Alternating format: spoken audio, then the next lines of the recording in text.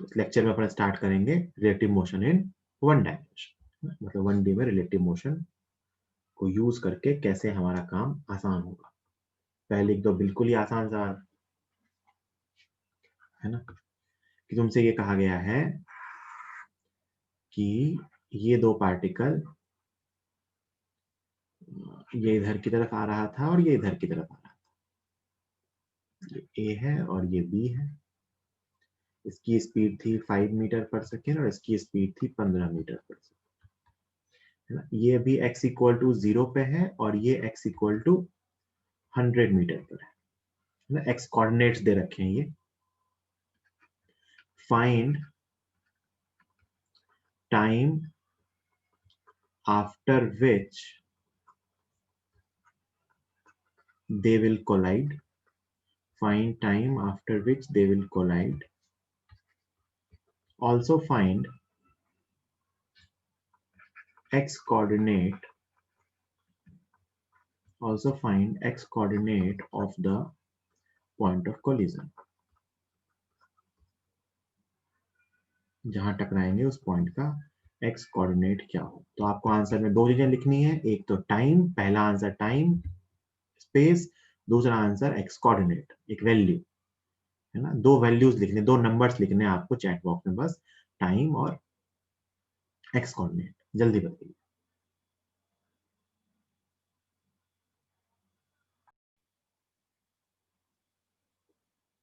तुम सबको ये तो समझ में आ रहा है ना कि एक 5 मीटर से आ रहा है, एक 15 मीटर से आ रहा है, तो ये दोनों मिलके इफेक्टिवली 20 मीटर पर सेकंड से पास आ रहे हैं। हाँ खुशी, अब सही है बेटा, है ना। तुम्हें ये तो समझ में आ रहा है ना कि ये इफेक्टिवली 20 मीटर पर सेकंड से पास आ रहा है। तुम एक के रिस्पेक्ट में सोचो तो भी सही आएगा। मान लो मैं इसके रिस्पेक्ट में सोचूं, इसके रिस्पेक्ट में, तो मुझे क्या दिखेगा कि ये 20 मीटर पर सेकंड से इसकी तरफ आ रहा है, यही दिखेगा। ए के रिस्पेक्ट में सोचूं तो मुझे दिखेगा कि बी जो है, ये ए के ऑब्जर्वर मान लूं तो ए को क्या दिखेगा कि वो 20 मीटर पर सेकंड से इसके पास आ रहा है ना। कितनी दूर चलना है बेटा, यहां से यहां तक 100 मीटर, तो कितना टाइम लगेगा, 100/20 मतलब 5 सेकंड। ऐसे सोच लो, या फिर t is equal to s relative displacement upon relative velocity. Relative displacement कितना 100, रिलेटिव वेलोसिटी कितना 20, तो 5 सेकंड के बाद मिलेंगे। अब मुझसे पूछा गया है कहाँ मिलेंगे, तो कहाँ मिलेंगे मतलब यहाँ कहीं मिल रहे होंगे। 5 सेकंड में ये कितना चल चुका होगा, एक्स कोऑर्डिनेट पूछा है ना, तो ये 25 मीटर चल चुका होगा। ए कहीं यहाँ आ चुका होगा और बी भी यहाँ आ चुका होगा। ए की स्पीड कितनी है 5, तो ए कितना चल चुका होगा 25 मीटर। बी की स्पीड कितनी है 15, बी कितना चल चुका होगा 75 मीटर, है ना। कि कहाँ मिलेंगे ना, ये डिस्प्लेसमेंट निकालने में कभी रिलेटिव यूज मत करना। रिलेटिव का काम है सिर्फ टाइम निकालने में, टाइम आप इससे निकाल लेना। कहाँ मिलेंगे मतलब आपको एक या दूसरे के रिस्पेक्ट में आपको लोकेशन बतानी होगी। तो ए कितना चल चुका होगा 25 मीटर, बी कितना चल चुका होगा 75 मीटर। तो हमें पूछा क्या एक्स कोऑर्डिनेट, मतलब ये पॉइंट क्या होगा एक्स इक्वल टू 25, 100 से 75 पीछे या एक्स से 25 आगे। अब सोच के देखो इस क्वेश्चन में ऐसा क्या था कि तुम मतलब तुम लोगों ने इतने तरह के आंसर लेके लिख लो जल्दी से। अब तुमने मुझे क्या करने पे मजबूर किया मैं बताता हूँ। तुम लिखो।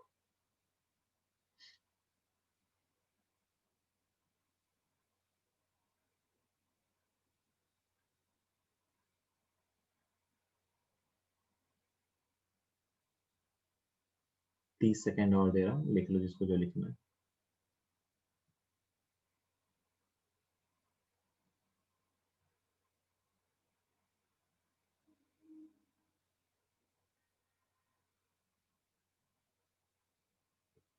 ठीक है,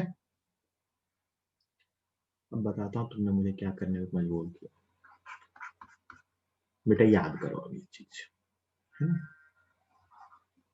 कि ये इधर इधर अगर V1 से आता है और ये इधर अगर V2 से आता है, ऑपोजिट डायरेक्शन में अगर आते हैं, है ना, ऐसे भी जा सकता है, या अगर इनकी मोशन मान लो ऑपोजिट में हो रही है, कल को ये ऐसे भी जा सकते हैं। So,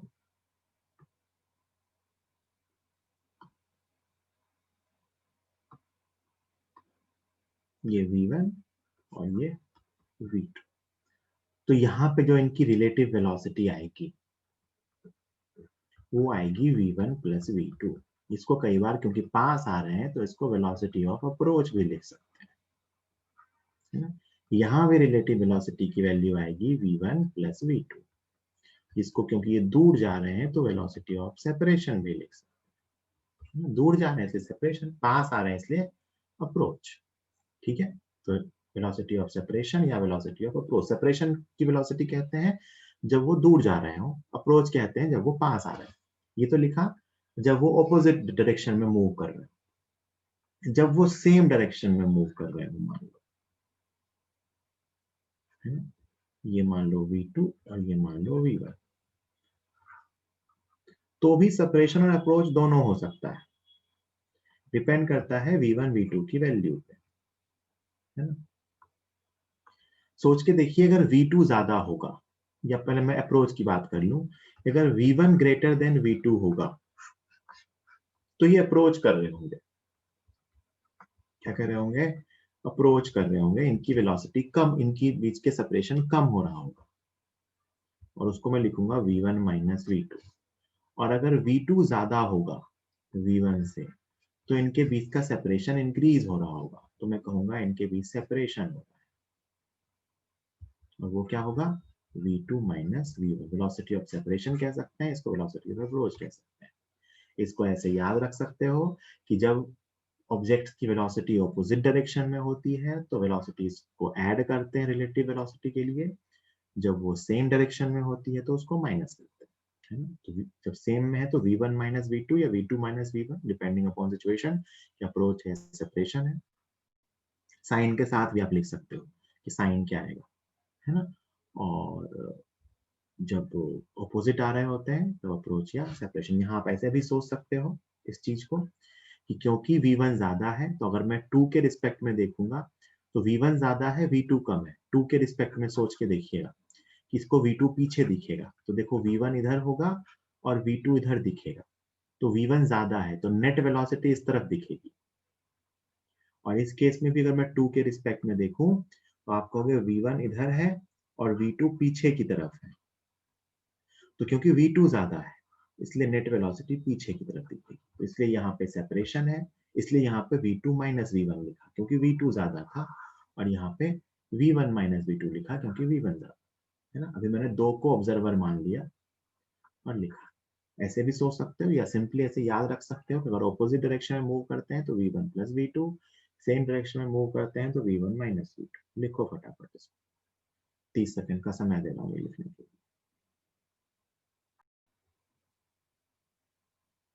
ठीक है, चलो अगला क्वेश्चन। बिल्कुल कसम खा के रखनी है कि इसका आंसर सब लोगों को सही बताना है ना।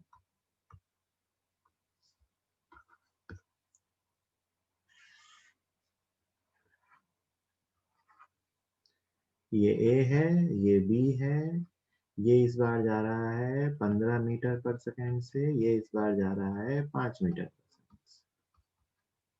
ये अभी x इक्वल टू 0 पे है, ये x इक्वल टू 100 पे है। वही सेम क्वेश्चन,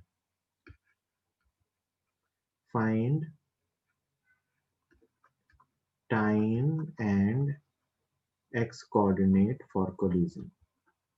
मिलना या कोलाइड करना एक ही बात है। Find time and x coordinate for collision.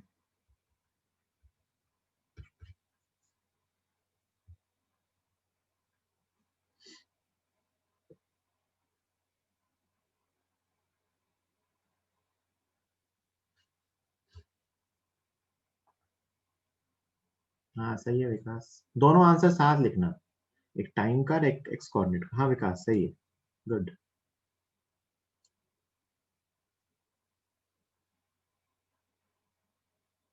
हाँ प्रखर सही है। अभी मैं तुम्हारे नाम पे नोबेल प्राइज डिक्लेयर ही करने वाला था प्रखर, बच गए, तुम्हें नीचे आंसर लिख दिया जो वापस।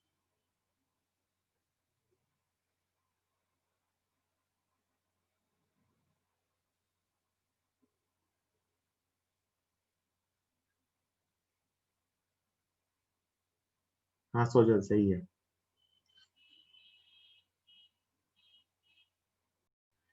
तो देखो ध्यान से, यहाँ इनके बीच अप्रोच हो रही है ना, वो 15 से पास आ रहा है, ये 5 से दूर जा रहा है, तो मैं वेलोसिटी ऑफ अप्रोच लिख सकता हूँ क्या? इनके बीच कितनी है वेलोसिटी ऑफ अप्रोच? कितनी है?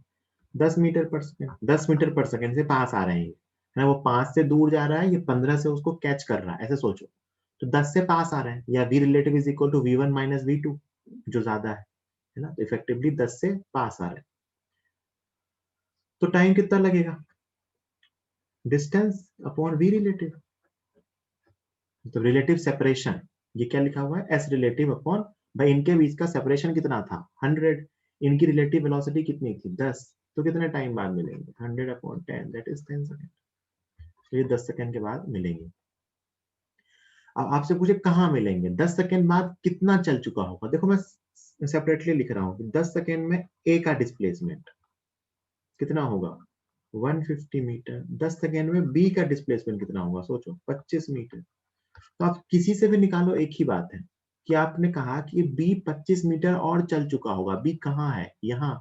25 मीटर चल के कहाँ पहुंचेगा? एक मिनट, 50 मीटर, है ना? 50 मीटर चल के कहाँ पहुंचेगा? 150 पे। ए कहाँ था? 0 पे। 150 मीटर चल के कहाँ पहुंचेगा? 150 पे। तो यहाँ दोनों मिल जाएंगे। कब मिलेंगे? 10 सेकंड के बाद, है ना? आप ऐसे भी सोच सकते हो, है ना, ऐसे भी सोच सकते हो कि भाई बी को क्या दिखेगा? बी को दिखेगा कि ए उसकी तरफ आ रहा है, कितनी स्पीड से? 10 मीटर पर सेकंड से। एक ही बात है, वही तो लिखा है वेलोसिटी ऑफ अप्रोच। बी को दिखेगा कि ए उसको अप्रोच कर रहा है 10 मीटर पर सेकंड से, ए को दिखेगा कि बी उसको अप्रोच कर रहा है 10 मीटर पर सेकंड से। ठीक है, चलिए। तो इस तरह के सिंपल वाले सवाल हो गए, अपन लॉजिक से ऐसे क्वेश्चन सॉल्व कर सकते हैं। ठीक है, नेक्स्ट क्वेश्चन।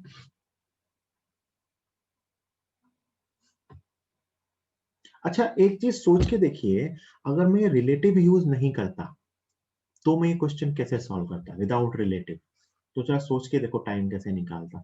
मैं मानता कहीं यहां मिलेंगे, है ना, और उस टाइम में मैं कहता कि ए का डिस्प्लेसमेंट माइनस बी का डिस्प्लेसमेंट इक्वल टू 100 आता। विदाउट रिलेटिव कैसे सॉल्व करते हैं कि मैं कहता कि ए का डिस्प्लेसमेंट माइनस बी का डिस्प्लेसमेंट 100 आता। ए का डिस्प्लेसमेंट में लिखता 15t, और बी का डिस्प्लेसमेंट में लिखता 5t इक्वल टू 100। तो यहाँ से आता है 10t इज इक्वल टू 100 और t इक्वल टू 10। यहाँ तो बहुत फायदा नजर नहीं आएगा, बट आगे आएगा। अगर विदाउट रिलेटिव में लिखता तो मैं लिखता t टाइम में a चलेगा 15t, t टाइम में b चलेगा 5t, और a को कितना ज्यादा चलना पड़ेगा मिलने के लिए? 100 metre. Displacement of a minus displacement of b is equal to 100, ऐसे करके निकाल। ठीक है, तो ये बिना रिलेटिव के सॉल्व करने की बात आती, तो ऐसे सॉल्व। चलो अगला question.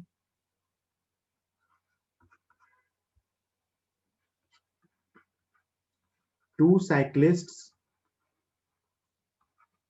A and B start from same point. Two cyclists A and B start from same point at same instant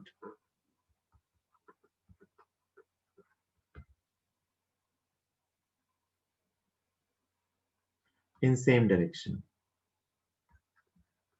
In same direction. Two cyclists A and B start from same point at same instant in same direction. A की speed दे रखी है आपको 15 metre पर second, और B की speed आपको दे रखी है 10 मीटर पर सेकेंड। ए ने चलना स्टार्ट किया, दोनों एक ही तरफ चलना स्टार्ट कर रहे हैं ना। एक चलना स्टार्ट करता है 15 मीटर पर सेकेंड से, और दूसरा मिश्र चलना स्टार्ट करता है 10 मीटर पर सेकेंड से। This is velocity of B, this is velocity of A. तो क्या होगा? ए आगे निकल जाएगा, है ना। फाइंड टाइम व्हेन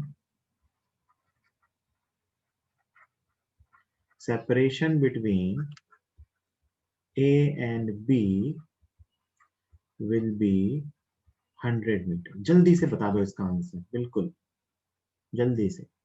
कितने सेकंड के बाद इनका सेपरेशन 100 मीटर हो जाएगा? बिल्कुल सिंपल क्वेश्चन है।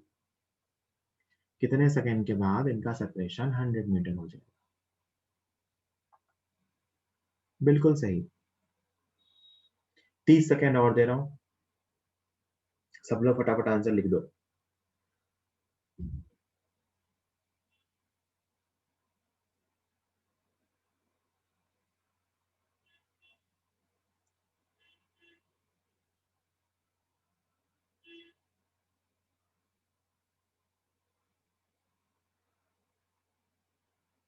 100 मीटर पूछा है, कितने सेकंड के बाद इनका सेपरेशन 100 मीटर हो जाएगा?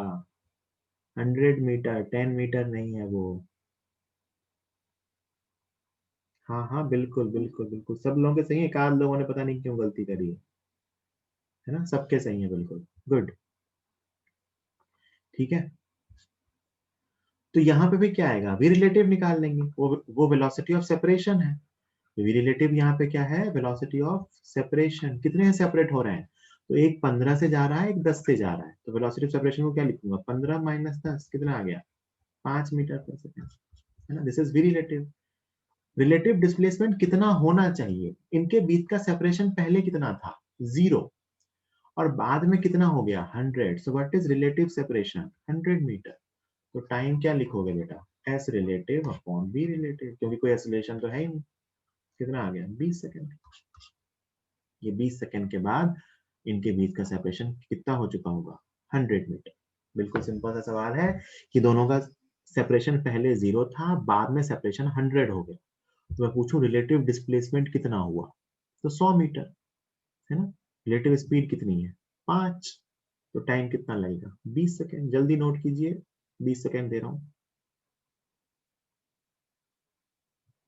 जल्दी नोट कीजिए।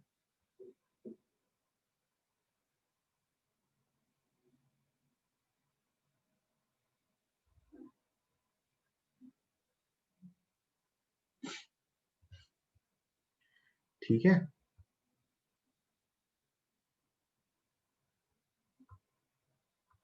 तो ये कांस्टेंट वेलोसिटी वाले काफी हो गए। अब एक दो क्वेश्चन एक्स्ट्रा मॉड्यूल मिलेंगे, अपनी बुद्धि लगा के करना। ठीक है, चलिए अगला क्वेश्चन। दो पार्टिकल हैं,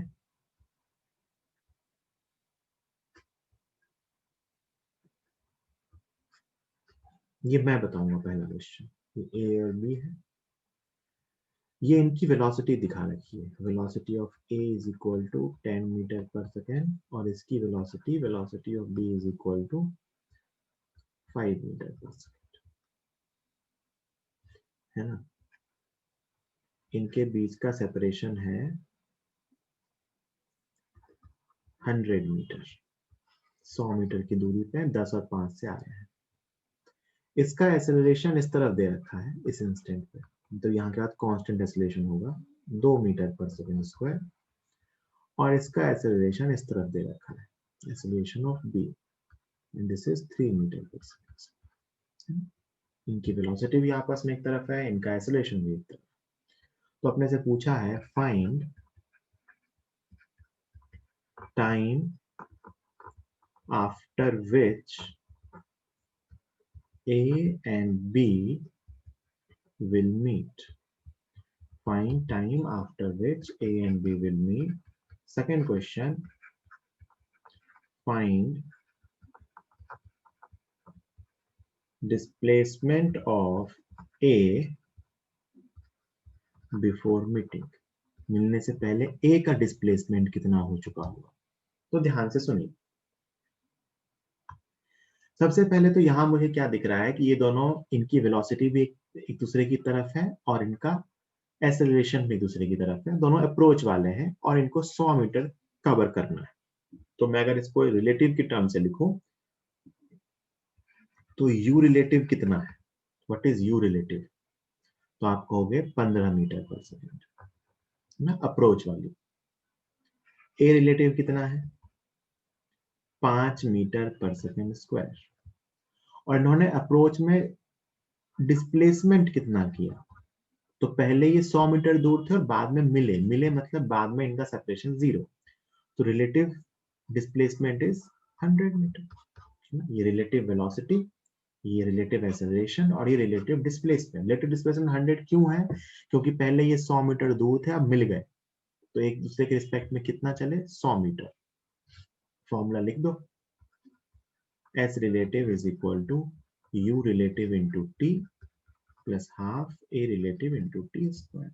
100 is equal to 15T plus 5 by 2 T square. Quadratic को आप सॉल्व कर सकते हो, so it is T square plus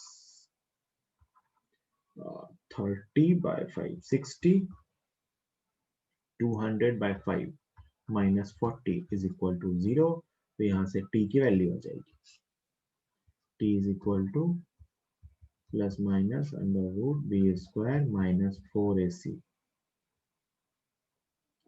plus 160 upon 2, ये आ गया बेटा -6 प्लस ये 196 हो गया ना,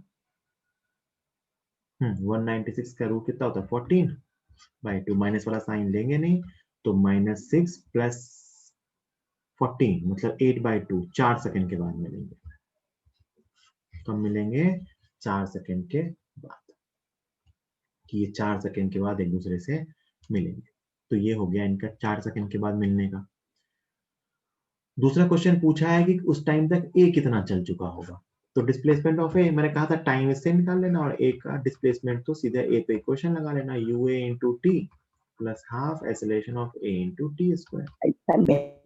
यू ए कितना है 10 इंटू टी कितना है 4 प्लस हाफ इंटू ए का एक्सेलरेशन 2 इंटू टी स्क्वायर 16, कितना आ गया 40 प्लस 16 कितना चला 56 मीटर।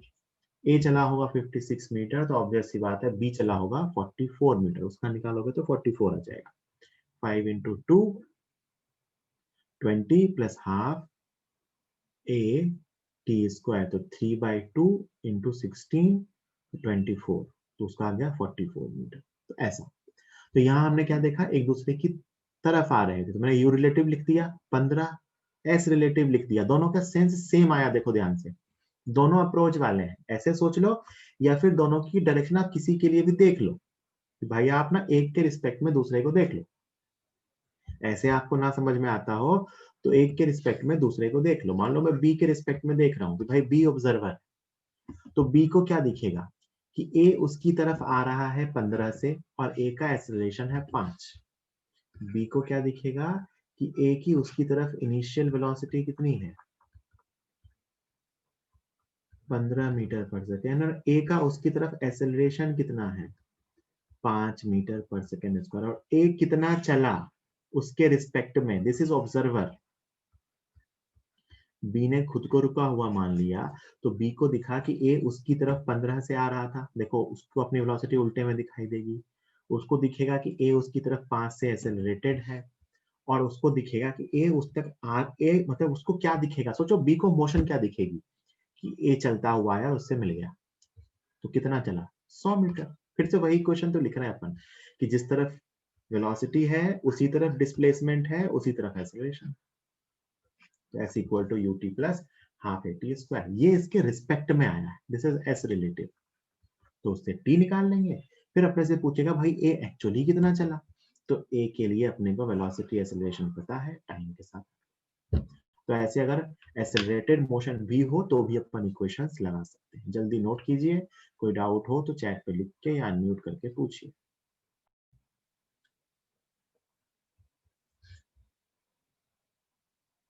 ठीक है,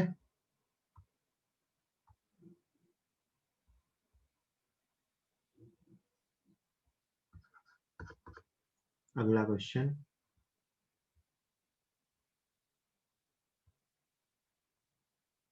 मान लो बेटा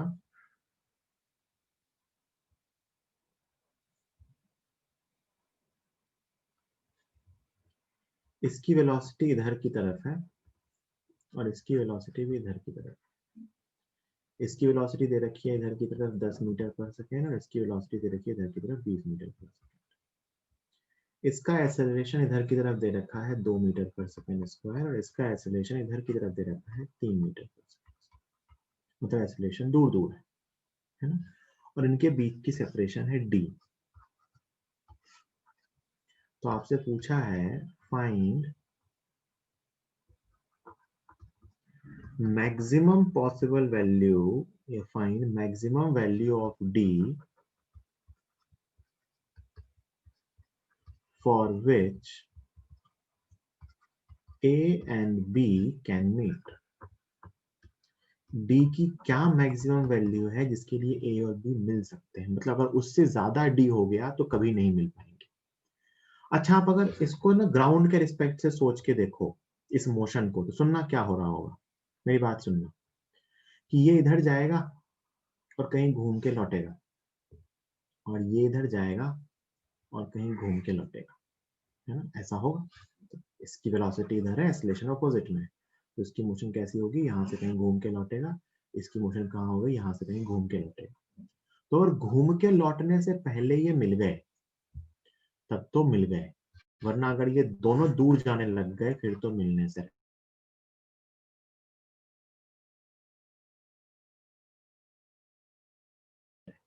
तो हम लोग डी की मिनिमम वैल्यू बतानी कैसे करेंगे।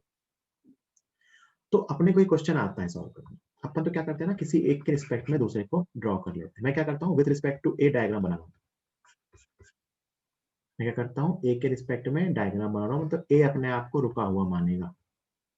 ए अपने आप को कैसा मानेगा, रुका हुआ। तो ध्यान से देखिएगा बेटा, ए की वेलोसिटी बी की वेलोसिटी इधर आएगी, कितनी आएगी, 30 मीटर पर second. This is initial velocity of B with respect to ए।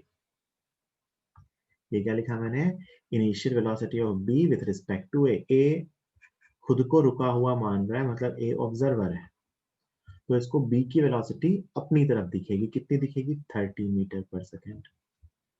और ए को बी का एक्सेलरेशन, बी का खुद का एक्सेलरेशन इस तरफ, ए का भी उस तरफ, तो जो ए रिलेटिव दिखेगा acceleration of B with respect to A, ये दिखेगा पीछे की तरफ, कितना, 5 मीटर पर सेकेंड। ये रिलेटिव वेलोसिटी इनिशियली और ये रिलेटिव एक्सेलरेशन। तो सोचो बेटा ए के रिस्पेक्ट में बी की मोशन कैसी होगी, कि ये कहीं यहां आएगा और कहीं ना कहीं से घूमेगा। क्यों घूमेगा भैया, क्योंकि ये एक्सेलरेशन वेलोसिटी के ऑपोजिट है, ऐसे भी घूम सकता है, यहां से भी घूम सकता है, यहां से, ये अपने आप को रुका हुआ मानेगा। इसको मोशन दिखेगी कैसी, कि बी यहाँ आया घूम गया, थोड़ा मान लो और तेज आता, घूम गया घूम गया घूम गया। तो अगर हम ये पता कर लें कि ए के रिस्पेक्ट में बी कहां से घूमेगा, और अगर वो डिस्टेंस ये डी हो, तब तो ए और बी मिल जाएंगे, अदरवाइज ये नहीं मिलेंगे। तो जस्ट मीटिंग का केस अगर मैं बोलूं कैसा होगा, तो ये यहां तक जाएगा और ऐसा यहां से घूम जाएगा। ये मैंने रिलेटिव मोशन ड्रॉ की है ना, ये क्या है, ए के रिस्पेक्ट में बी की रिलेटिव मोशन अगर ऐसी हो जाए कि जहां से घूमे वही डिस्टेंस डी हो जाए, तो अपना काम हो जाएगा। और बेटा वो घूमने वाली डिस्टेंस क्या होती है, स्टॉपिंग डिस्टेंस। क्या होती है, स्टॉपिंग डिस्टेंस। अगर मैं इस डिस्टेंस को लिखूं, स्टॉपिंग डिस्टेंस को, तो आप लिखोगे, इसको सर लिखते थे यू स्क्वायर अपॉन 2 है, तो you relative square upon 2 into a relative. क्या आएगी इसकी वैल्यू, 900 अपॉन 2 इंटू 5, कितना आ गया, 90 मीटर। मतलब यहां से तो घूमेगा। याद है स्टॉपिंग डिस्टेंस का आंसर क्या आता था, जहां वेलोसिटी 0 होती थी यू स्क्वायर अपॉन 2 ए, या वर्टिकल में लो तो यू स्क्वायर अपॉन 2 जी, एक ही बात है ना, सब जगह वेलोसिटी और एक्सप्रेशन ऑपोजिट में था। तो 90, ये पार्टिकल इसको दिखेगा कि इधर से आया और 90 मीटर पर से घूम गया। तो अगर ये डिस्टेंस 90 मीटर हुई या उससे कम हुई, तब तो ये मिल पाएंगे। अगर ये डिस्टेंस 90 मीटर से ज्यादा हो गई, तो फिर बेटा वो मान लो 100 मीटर हो गई तो 90 पे आके घूम जाएगा, 120 मीटर हो गई तो 90 पे आके घूम जाएगा। लेकिन अगर 80 मीटर हुई तो, अच्छा 80 मीटर हुई तो क्या होगा, मान लो मैं आपसे कहूँ ये डिस्टेंस 80 मीटर ही है, तो क्या होगा, तो यहां से यहां जाएगा, मिलेगा, फिर आगे जाएगा और यहां से घूमेगा। तो अगर ये डिस्टेंस डी की वैल्यू 90 मीटर से ज्यादा हुई, तो पार्टिकल कभी नहीं मिलेंगे। एग्जैक्टली 90 मीटर हुई तो फिर एक बार मिलेगा, और अगर 90 मीटर से कम हुई तो कहीं आगे से घूमेगा। मोशन ऐसी होगी ना भाई, घूमना तो 90 मीटर पर से, ये फिक्स है। मतलब ए को दिखेगा कि बी 90 मीटर पर से घूमेगा, तो ये यहाँ से यहाँ जाएगा और घूमेगा। मतलब उस केस में बी और ए दो बार मिलेंगे, उस केस में बी और ए दो बार मिलेंगे। इस मोशन को ग्राउंड से ऑब्जर्व करना बहुत मुश्किल है, इसलिए रिलेटिव में ऑब्जर्व करने से ये क्वेश्चन बहुत ही आसान हो जाता है कि ऐसा दिखेगा, इधर गया और घूम गया, तो जहां से घूम रहा है वो डिस्टेंस है। अगर डी की वैल्यू 90 से ज्यादा हुई तो कभी नहीं मिलेंगे, 90 हुई तो एक बार फटाफट मिलेंगे जस्ट, और अगर 90 से कम हुई तो फिर तो यहाँ से आके दो बार। ऐसा जल्दी से नोट कीजिए, याद कीजिए, ऐसा एक क्वेश्चन किया था चोर पुलिस वाला। आई थिंक आप सबने लिख लिया होगा। अगले क्वेश्चन पे आ रहे हैं। क्वेश्चन क्या है कि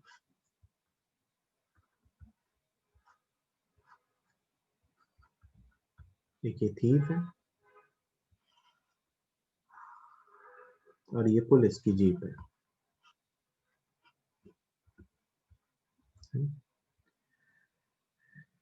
t इक्वल टू 0 पे ये स्टार्ट होता है कांस्टेंट वेलोसिटी u से,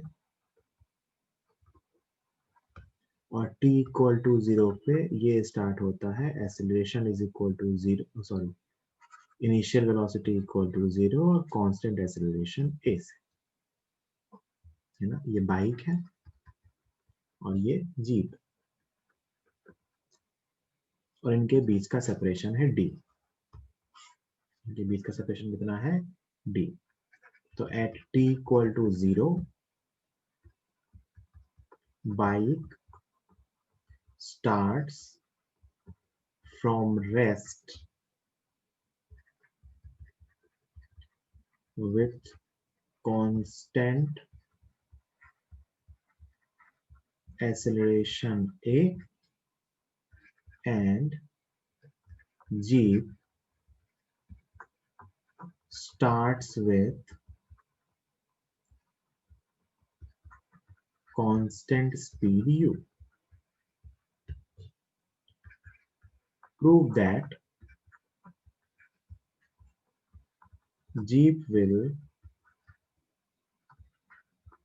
catch the bike only if u is greater than or equal to under root 2ad. Prove that jeep will catch the bike only if u is greater than or equal to 2ad, है ना। ये question है, याद करो, अपन ने इसको वहां पे सॉल्व किया है ना। याद आया क्या? यस नो कुछ लिख के बता दो भाई।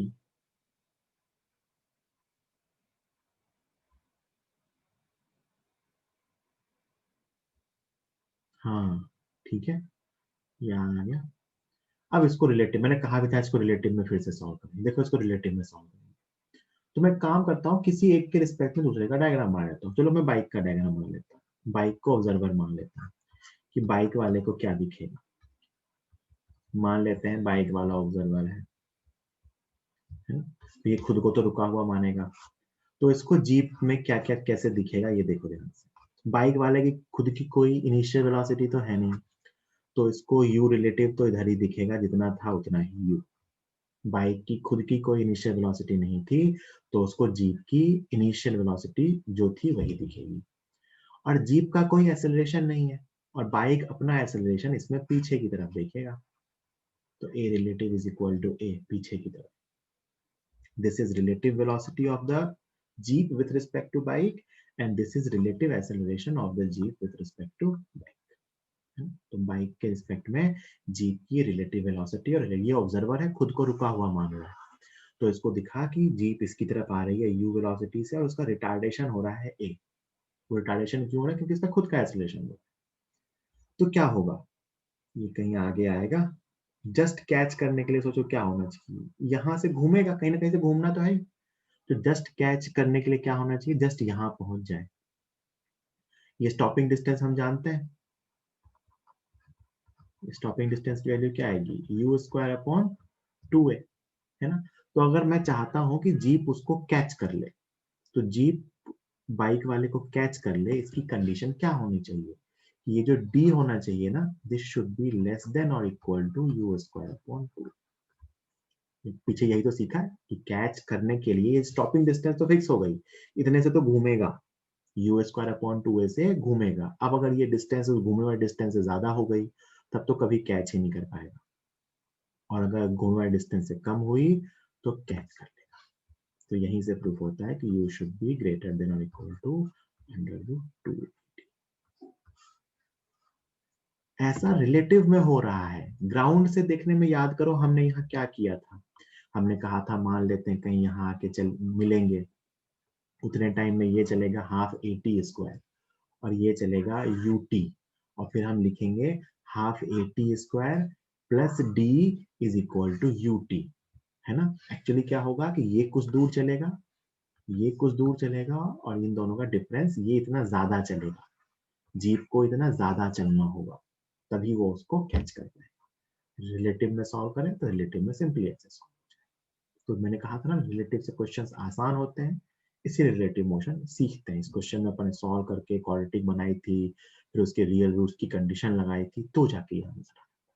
यहाँ पर सीधा एक एक्सप्रेशन से लेके आ जाते हैं कि बाइक वाले ऑब्जर्वर को दिखेगा कि वो यू स्क्वायर बाय 2a से घूम जाएगा, तो अगर वो you square by 2a D से ज्यादा हुआ तब तो वो उसको कैच कर लेगा, अगर वो डी से कम हुआ तो कभी उसको कैच नहीं कर पाएगा। That's it.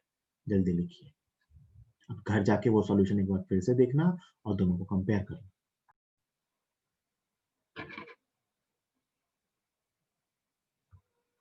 ये हो गए हॉरिजॉन्टल लाइन वाले। वर्टिकल पे कुछ ऐसा ही है, उसमें तो और अच्छी बात है, एसोलेशन कांस्टेंट ही होता है। देखना ऐसे क्वेश्चन कितने आसान हो जाते हैं, ठीक है।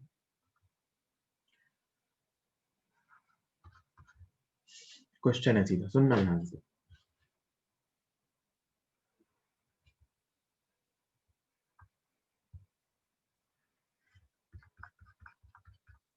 इसको ड्रॉप किया गया, है ना, और इसको ऊपर फेंका गया 20 मीटर पर सेकेंड से।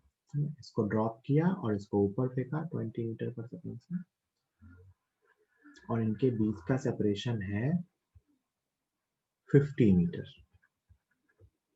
इसके बीच का सेपरेशन कितना है, 50 मीटर, ठीक है। तो हमसे पूछते हैं कि फाइंड, ड्रॉप मतलब u इक्वल टू 0, इतना तो आप समझदार हो।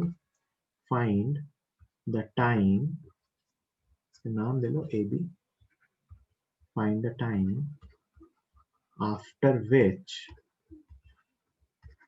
a and b will meet. वो टाइम बताइए जिसके बाद a और b मिलेंगे, पहला क्वेश्चन। और दूसरा क्वेश्चन,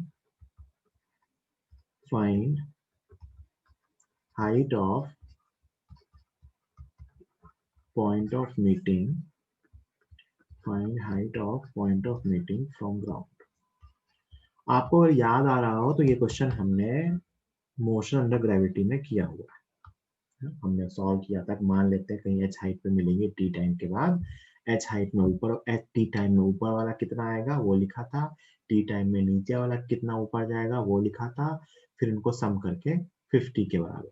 एक बेसिक अप्रोच क्या है कि मान लेंगे कि ये t टाइम बाद नीचे आएगा, कितना नीचे आएगा, हाफ जी टी स्क्वायर, नीचे वाला ऊपर जाएगा, कितना ऊपर जाएगा, ut minus half g t square, इन दोनों का सम कितना आना चाहिए 50, तो सम को 50 के बराबर कर देंगे। अब देखो मैं रिलेटिव मोशन से सॉल्व करूंगा, बहुत ध्यान से देखना कितना शानदार सॉल्यूशन।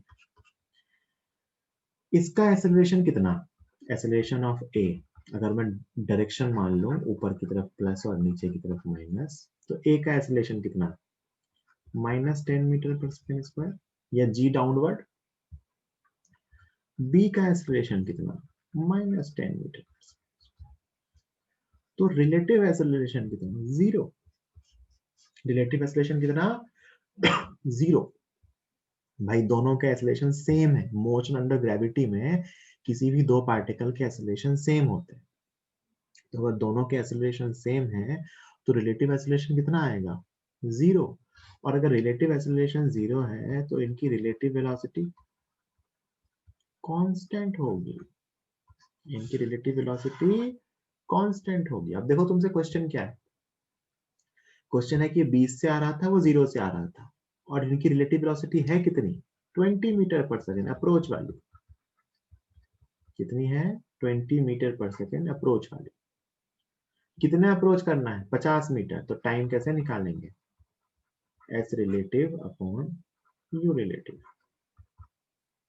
दैट इज 50 माइनस 20 मतलब 2.5 सेकेंड। सीधे अपन, क्योंकि ए रिलेटिव 0 है तो टाइम कैसे निकाल सकते हैं कि कितनी टोटल हाइट है, S relative upon u relative, खत्म। 2.5 सेकेंड के बाद मिलेंगे। पहले क्वेश्चन का आंसर आ गया। ये पीछे वाले सवाल हैं जो आपने यहाँ सीखे ना, ये सारे क्वेश्चन जो किए ना, ये वाले, यही वाले तो सवाल है। इसमें मैंने दोनों को चलाया था, उसमें एक और रुका हुआ है भाई। जैसे ए रिलेटिव नहीं है तो रिलेटिव 0 हो गया, सिंपल सी बात है। अप्रोच की वेलोसिटी क्या थी, 20। कितनी डिस्टेंस अप्रोच करना था, 50 मीटर। कितना टाइम लगेगा, 5/2 सेकेंड। दूसरा क्वेश्चन, कितने हाइट पे मिलेंगे। मैंने क्या कहा था, टाइम बस निकालना रिलेटिव से। अब हाइट पूछा है जमीन से, तो किसी भी एक पे क्वेश्चन लिख लो। ए के लिए लिख लो भाई, ए जहां जाएगा वही तो हाइट होगी, क्योंकि हाइट पूछी ग्राउंड से, टॉप से पूछी तो बी पे लिखते, उस पर लिख के 50 में माइनस कर सकते हैं, कोई दिक्कत नहीं। तो हाइट फ्रॉम ग्राउंड जहां मिलेगा क्या लिखोगे, u A into t plus half into acceleration of A into t square. U A कितना है भैया, 20 मीटर पर सेकंड। कितने टाइम बाद मिल रहा था, 2.5 माइनस हाफ इंटू ए तो 10 है into t square, that is 2.5 square. कितना आ गया, ये हो गया 50 minus 5 into 2.5 square, so it is 50 minus 6.25 into 5 कितना आ रहा है, 31.25 यही आता है। 625 गुना 5 3125, हाँ यही आएगा 18.75। ये कहां से हाइट है, हाइट फ्रॉम ग्राउंड। टॉप से कितना नीचे आएगा, हाफ जी टी स्क्वायर 31.25। देखो सीधे ही आ गया है ना। अगर रिलेटिव मोशन पता नहीं होता तो दोनों पे लिखते, मोशन अंडर ग्रेविटी, दोनों पे UT plus half a t square लिखते और सॉल्व करते। कल को 2 पार्टिकल दिए हो तो भी कर लेंगे भाई। मान लो तुमसे कह दिया गया है एक पार्टिकल ऊपर से नीचे, एक को नीचे से ऊपर, इसको इधर फेंका 20 मीटर पर सेकेंड से, और इसको भी इधर फेंका 20 मीटर पर सेकेंड, और इनके बीच का सेपरेशन है 50 मीटर। तो मैं पूछूं बताओ ए रिलेटिव कितना है, तो 0। ए रिलेटिव कितना है, 0।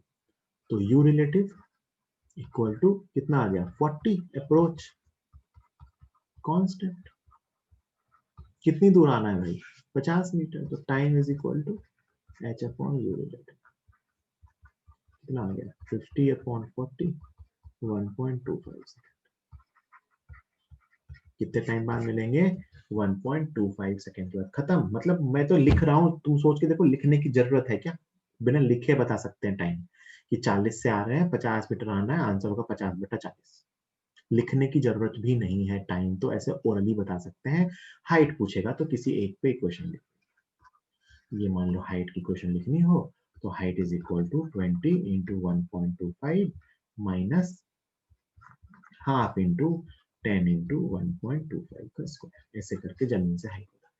हाइट हमेशा एक्चुअल जो मोशन है उस पर लिख के बताएंगे, है ना। बाकी टाइम तो अपन रिलेटिव से बताएं, जो कि टाइम किसी भी फ्रेम से करें सेम ही आएगा। तो टाइम अपन ने सिंपल रिलेटिव के फ्रेम से निकाल लिया, क्योंकि उस फ्रेम में रिलेटिव कितना है, 0। रिलेटिव 0 है तो रिलेटिव वेलोसिटी कांस्टेंट है। ये इससे ऐसी वाली मोशन भी आसान हो जाती है। जल्दी लिखिए, कोई डाउट हो तो अनम्यूट कर। एक चीज का ध्यान रखना है ना, सुन लो बस। एक लफड़ा हो सकता है, लफड़ा सुन लो क्या हो सकता है। लफड़ा ये हो सकता है, इसका टाइम ऑफ फ्लाइट कितना है। तुम तो रिलेटिव भूल जाओ, इसका टाइम ऑफ फ्लाइट कितना है। मतलब ये कितनी देर तक हवा में रहेगा,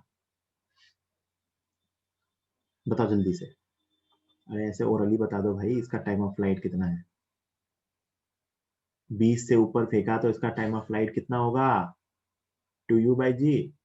अबे टाइम ऑफ फ्लाइट 4 सेकेंड।